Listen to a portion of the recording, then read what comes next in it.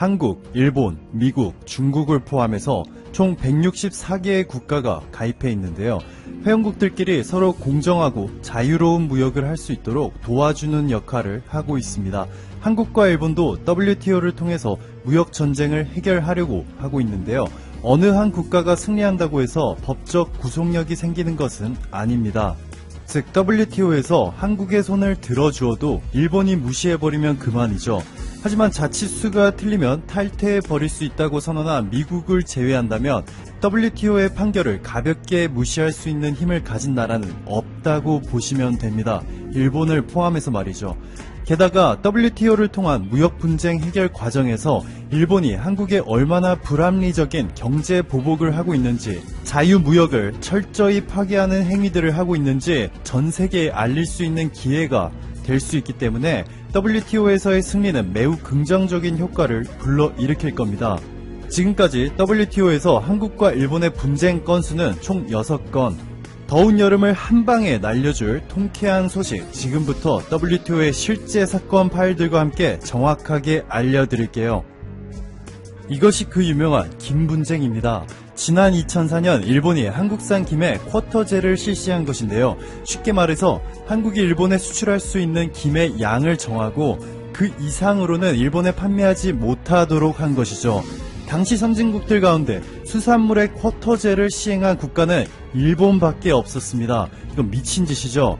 당연히 한국이 승리하였고 1년에 2억 4천만 장으로 제한됐던 한국의 대일본 김 수출은 WTO 판결 이후 12억 장으로 확대되었습니다. 두 번째는 일본이 한국 하이닉스의 D램 메모리 반도체에 27.2%의 관세를 부과하였는데요. 그 이유가 2000년 위기에 빠진 하이닉스에 대한 채권자들의 채무 조정 때문이었습니다. 즉 하이닉스가 한국에서 보조금을 잔뜩 받고 글로벌 D램 반도체 시장에서 너무 빨리 성장한 것 아니냐며 불평을 한 거죠. 이 사건도 결국 한국의 승리로 마무리되었고요.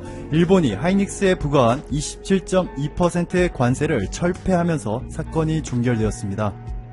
세 번째는 아마 대부분 알고 계실 것이라 생각이 되네요.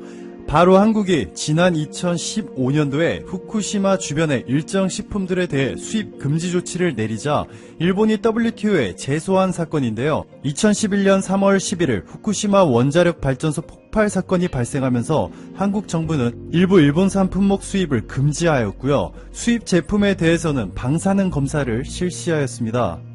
이게 사실 우리가 수입 규제를 하기 이전에 일본이 수출은 물론이고 판매 자체를 중단해야 했지만 이를 못마땅해 한 것은 물론이고 2013년도에는 도쿄전력이 원전 오염수를 태평양에 유출했다는 정황이 발각되었죠.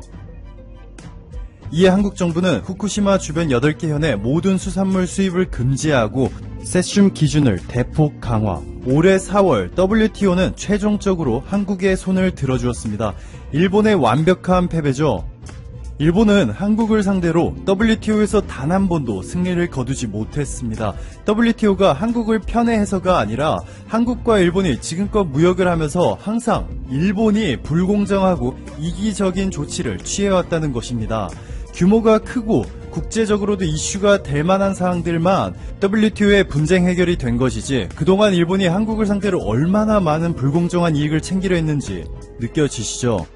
현재 진행형인 한일 간 WTO 사건은 총 3가지입니다. 한국이 일본산 공기압 밸브에 최대 22.77%의 관세를 부과한 것과 한국이 2004년부터 일본산 스테인리스 스틸 바에 15.39%의 관세를 부과하고 있는 것, 그리고 지난해 11월 이례적인 위기에 빠진 대우조선해양을 살리는데 한국 정부가 한국산업은행을 통해서 자금을 지원해 준 것이 부당하다며 일본이 WTO에 제소한 것이 있습니다. 한국이 높은 관세를 부과한 일본산 공기압 밸브와 스테인리스 스틸 바는 반덤핑 관세라고 부르는데요. 너무 낮은 가격이 수입되어 국내 산업들에게 위협이 되는 경우 기존보다 높은 관세를 부과하는 것을 말하죠. 하지만 이것이 전혀 문제가 되지 않는 것이 한국은 국제 규범을 정확하게 따르고 있습니다. 한국의 관세법은 가트 제6조와 WTO 반덤핑 협정을 적용해서 관세법을 시행하고 있죠. WTO 반덤핑 협정에 의거하여 일본산 공기압 밸브와 스테인리스 스틸 바에 반덤핑 관세를 부과하였는데 일본은 이를 WTO에 제소하였습니다. 누가 이기겠습니까? 당연히 한국이겠죠. 일본도 바보가 아닌 이상 이미 알고 있을 거예요. 따라서 일본 국민들에게 반한 감정을 심어 지지율을 올리려는 아베 내각의 정치 쇼라고 해석할 수밖에 없을 겁니다. 일본이 한국을 백색 국가에서 제외하고 수출을 규제한 것에 대해서도 한국이 WTO에 일본을 제소할 계획인 것으로 알려졌는데요. 이번에도 한국이 승소할 가능성이 매우 높아 보입니다. 일본 정부의 관보 66호를 보시면요. 한국을 백색 국가로부터 삭제한다는 내용입니다. 반도체 디스플레이, 소재, 부품, 장비 등을 포함한 품목들을 모두 캐치올 규제 대상에 포함시키고 우회 수출에 대해서도 강력히 규제하겠다고 밝힌 것이죠. 즉 한국에 수출하려면 일일이 검사를 맡고 어느 국가를 통해 수출을 하던 간에 최종 목적지를 꼭 밝혀서 한국 기업이 최종 목적지일 경우 제한시키겠다는 심보죠. 여기 보시면 일본의 수출업체가 일본 경제산업성에 각종 서류들을 제출하고 약 3달에 걸쳐 확인 후에 허가를 해주면 그제서야 일본 기업들이 한국 기업들의 수출이 가능해지는데요.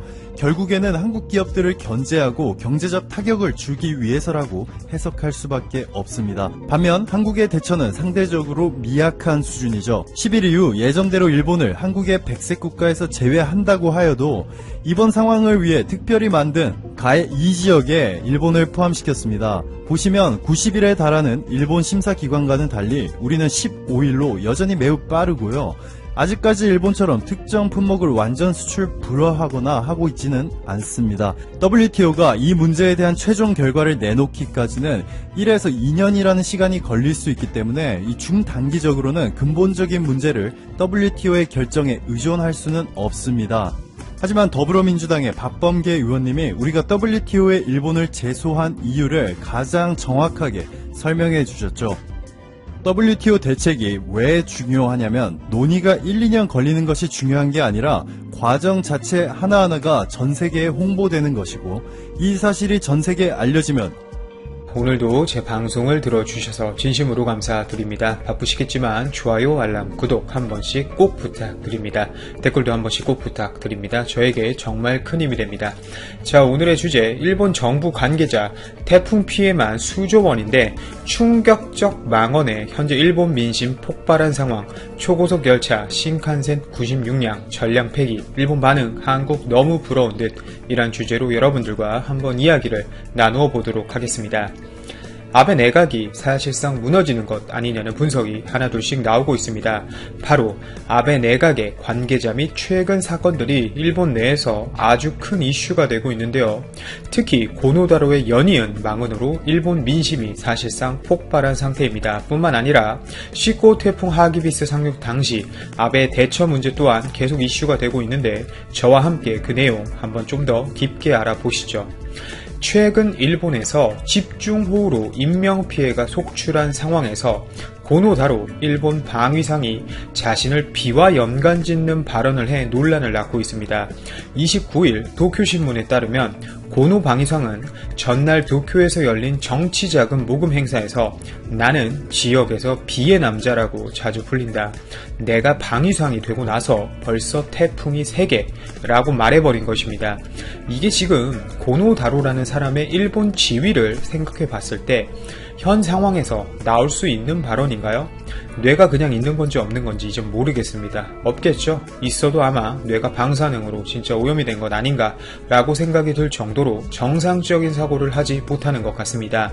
그가 비 피해 지역에 파견된 자위대원의 노고를 위로하는 이야기를 꺼내면서 이런 말을 하자 좌중에서 웃음이 터졌다고 하는데요. 이걸 또 그런 상황에서 웃는 것 보면 남의 피해를 아무렇지 않게 생각하는 이 일본인들의 소름돋는 이중성이 나온 것 아닌가 하는 생각도 드네요.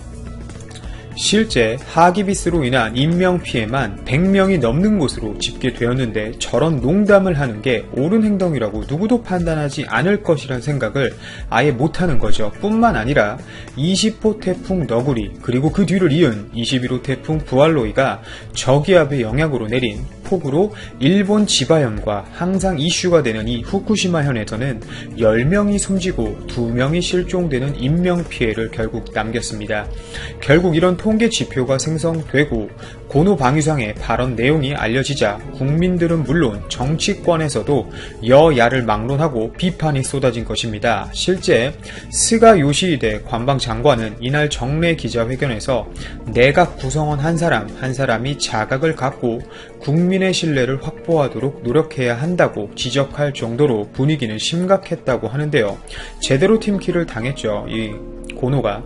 그럴만합니다. 이번 사건은 심지어 고이즈미 신지로 환경상 또한 재난 피해지 여러분들에게 상처를 주는 것은 정치가로서 엄중히 삼가야 한다고 말했고, 자민당 2인자라고 불리는 이 니카이 도시히로 간사장 또한 비판 대상이 되는 것을 피할 수 없다고 쓴소리를 다이렉트로 발언했을 정도니까요. 태풍을 우스갯소리로 쓰는 이 몰지각한 고노다로의 망언을 왜 우스갯소리로 쓸 수 없는 상황인지 저와 함께 태풍 하기비스로 인한 일본이 입은 피해를 한번 숫자로 이야기해 보도록 하겠습니다. 실제 연합뉴스의 기사에서 제가 승인을 받고 말씀드리는 부분이기 때문에 숫자적으로 한번 들어보시고 이 일본 하기비스의 피해가 우리가 상상한 것 이상으로 심각하다는 것을 아마 느끼실 수 있을 겁니다. 시작해 보겠습니다. 제19호 태풍 하기비스로 인한 기반 시설이나 주요 산업이 본 피해 규모가 속속 추산되고 있습니다. 29일 도쿄신문에 따르면 일본 농림수산성은 농작물을 포함해 하기비스로 인한 농립수산업 관련 피해가 전날 오전 6시 기준 1,223억 8천만 엔, 약 우리나라 돈으로 1조 3,085억 원입니다. 농림수산업 관련 피해만입니다. 실제 전국 38개 광역자치단체의 보고를 집계한 처참한 결과인데요. 이 가운데 농작물 피해액이 106억엔이고 농업용 시설 피해액이 483억엔, 농지훼손으로 인한 피해액이 150억엔으로 파악되었습니다. 뿐만 아니라 제목에도 쓰여 있듯이 초유의 신칸센 열차 침수로 인한 피해 규모도 대강 드러나고 있는데, 교도통신에 따르면 JR 동일보는 하기비스의 영향으로 침수된 이 호쿠리쿠 신칸센 차량의 장부상 가격이 지난달 말 기준으로 118억엔, 우리나라 돈으로 약 1261억 원이라고 발표를 했는데, 이는 보유하고 있는 신칸센 열차 96량을 전부 폐차할 경우 발생하는 손실의 최대치에 해당합니다. 이 말인 즉슨 결국 열차 96량을 전부 폐기해야 된다는 이야기입니다. 물에다 잠겼으니까요. 엎친 데 덮친 격으로 태풍 등의 영향으로 인해 10월에 열차 운행 중단을 하면서 수익은 120억의 전도가 감소할 것으로 예상되고 있는 상황인데요. 마이니치 신문에 따르면 도쿄전력은 올해 9월 지바현을 강타한 15호 태풍 파사이의 영향으로 발생한 정전 등으로 복구 비용 118억엔을 특별 손실로서 장부에 반영했다고 발표했는데, 여기에 하기비스로 인한 복구 비용을 반영하면 손실은 더 커질 전망인 것입니다. 결국 문제를 해결하기 위해 아베 신조 총리는 하기비스로 인한 피해에 대응하기 위해 예비비 등 약 5천억엔, 우리나라 돈으로 약 5조 3,460억 원 규모의 재원을 확보했다고 최근 밝힌 바 있는데, 현저히 부족한 예산이 될 것으로 일본 시민들은 판단하고 있습니다. 실제 더욱 큰 문제는 현재 바로 폐기물 문제입니다.